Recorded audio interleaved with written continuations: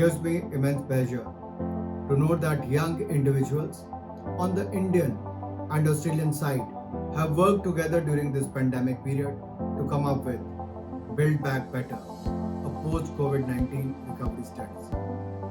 Congratulations on this meaningful collaborations in furthering ties between our two nations. The COVID-19 pandemic is an important turning point in modern history and offers an opportunity to forge a new vision of globalization focused on the shared interest of humanity as a whole. The COVID-19 pandemic has unsettled the world, undermined established norms, and underlined the importance of good health in our personal lives, businesses, and the economy as a whole. It has disrupted supply chains, hampered business models. It has made us rethink, reimagine, and reset our lives and livelihoods. In fact, despite the adversity facing us, India and Australia has decided to turn this into an opportunity. Indian Prime Minister Shri Narendra Modi ji has talked about Vasudhaiva Kutumbakam. The world is one family. India's approach on climate change through the International Solar Alliance, tackling terrorism globally through multilateral forums, adopting technology and digitalization to empower millions, and even during the COVID-19 pandemic, setting up Coronavirus Emergency Relief Fund by bringing together SAARC heads of state has echoed and found renaissance amongst world leaders globally, including Australia. This is the first time, or you could say that this is the perfect time to further strengthen relations between India and Australia. India is committed to strengthening ties with Australia.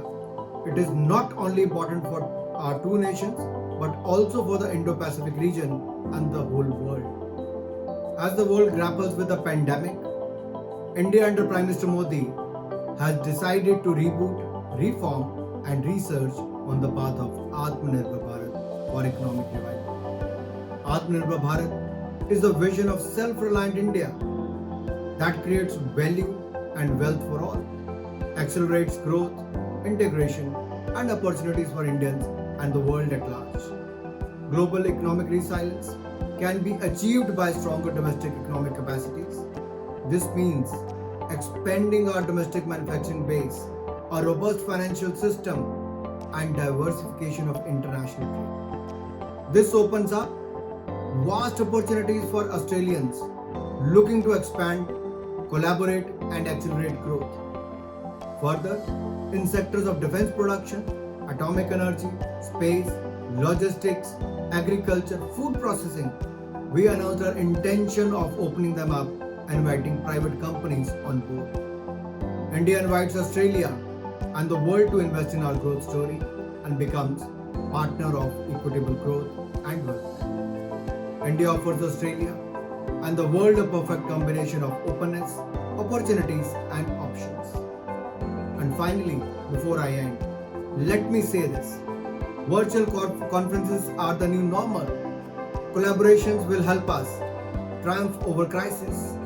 Prime Minister Modi and Prime Minister Scott Morrison recently held their first virtual summit, I think in the month of June. So once again, the very best for your virtual summit, bringing together the very best individuals from two sides, from two nations. I'll say the future belongs to us. Jai Hind, Jai Bharat.